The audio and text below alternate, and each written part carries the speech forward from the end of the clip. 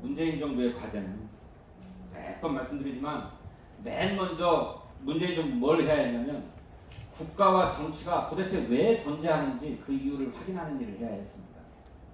왜냐하면 박근혜 물러나라고 광화문에서 촛불 들었을 때 이게 나라냐 그랬잖아요.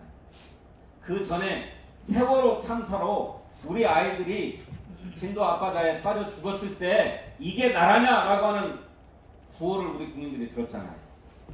이건 나라가 아니다. 국가라면 생명의 위험에 빠져있는 국민을 지키기 위해서 최선을 다해야 되는데 대통령은 아이들이 물에 빠져가는 그 7시간 동안 어디서 뭘 하고 있었는지 모르고 해경은 왜 도대체 그 안에 들어가서 아이들 물 위로 뛰어내리라고 방송조차 하지 않았는지 모르겠고 이거를 보면서 우리 국민들이 이게 나라냐라고 얘기했잖아요. 그러니 문재인 정부는 이게 나라입니다 라고 하는 것을 확고하게 우리 국민들에게 보여줘야만 했어요. 이게 나라다라고 하는 거. 그걸 뭘로 보여줘야 되는가. 그거를 고성 산불이 났을 때 전국에 있는 모든 소방차가 총동원돼서 고성 산불 현장으로 달려갔잖아요. 그래서 고성 산불을 빠르게 진압했잖아요. 그게 나라다. 그게 국가다. 코로나가 터졌을 때 다른 나라들은 국경을 다 걷어 잠그고 또 코로나가 집중적으로 발생한 지역을 다 봉쇄해버리고 이런 일을 했는데 우리는 그렇게 하지 않았잖아요. 서로 사회적 거리두기를 하게 하고 마스크를 쓰게 하고 마스크가 모자라자 일주일에 한 사람당 5장씩 배부하도록 하고 하면서 코로나를 극복해 가지 않았습니다. 그래서 우리 전 세계적으로 대한민국의 방역이 최고다 이런 찬사를 받지 않았습니다. 그래서 경제가 침체하는 것도 막으면서 코로나의 확산도 막았지 않았습니까? 아, 국가란 이렇게 하는 거야 라고 하는 것을 문재인 정부가 보여주었습니다. 두 번째로는 정치적 민주주의를 복원했어야 했어요. 정치적 민주주의 복원 우리 다 잊어버렸습니다만 여러분 이명박 정부에서 박근혜 정부로 넘어갈 때 국가정보원이 인터넷에서 댓글 공작을 벌였잖아요. 국가정보원만 그랬습니까? 국군 기무사령부, 옛날 보안사령부가 비밀 댓글 공작을 벌였습니다. 그것뿐입니까? 국군 사이버사령부도 그 짓을 했죠.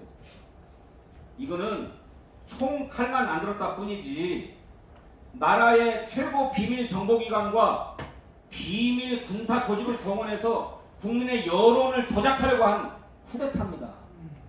인터넷상에 쿠데타를 벌인 거예요. 그뿐입니까?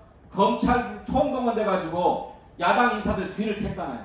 정부의 비판적인 문화예술인들 리스트를 만들어가지고 문화예술 지원을 다 끊어가지고 밥 굶어 죽게 만들었잖아요. 민주주의를 복원하는 일을 해야 했습니다. 그런데 아직도 이거 미완입니다. 검찰이 지네들끼리 똘똘 뭉쳐가지고 검찰총장 출신을 대통령 만들려고 하고 있잖아요.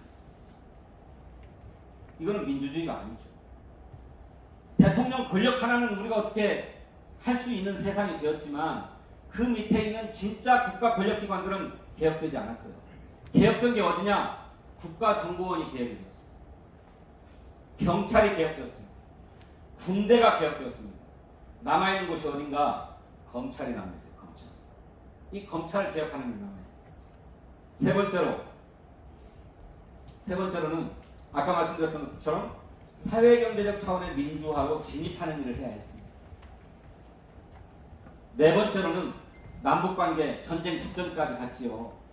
그런데 문재인 대통령이 남북 정상회담을 하고 또 심지어는 북한과 미국 간에도 정상회담을 하기 위해서 남북 간에 전쟁 걱정이 없도록 만들어 왔지요. 그런데 꼭지를 못 땄죠. 그 꼭지 따는 일을 앞두고 트럼프가 걷어차버리고 이러면서 여기까지 와 있는 거 아닙니까? 이런 일들을 문재인 정부는 다 해야 했습니다. 정상적인 역사 발전 과정을 본다면 국가와 정치의 존재 이유를 확인하는 것이나 정치적 민주주의를 복원하는 거나 남북관계를 정상화해서 평화를 제대로 구축하거나 하는 일은 앞선 정부도 다 했어야 되는 일이고 요걸 했어야 됩니다. 사회경제적 민주화로 진입하는 일. 그런데 이명박 박근혜 정부가 이것들을 다 손상시켜버렸기 때문에 이런 시대적 과제와 더해서 이런 일들을 다 해야 했습니다.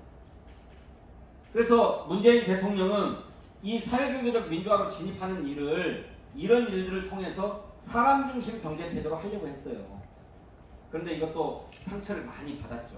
그건 이제 나중에 얘기를 하는데, 어쨌든 문재인 정부는 일자리 경제, 일자리를 많이 만들고 소득주도 성장이라고 하는 거 여러분들 막 많이 듣죠. 실패했다, 소득주도 성장은 불가능하다 이런 얘기 많이 듣고 있는데, 어쨌든 소득주도 성장, 혁신 성장, 공정 경제, 그리고 한반도 경제라고 하는 이 5가지 테마를 가지고 사람 중심 경제를 만들어서 이 사회경제적 민주화를 실현해 보려고 했습니다.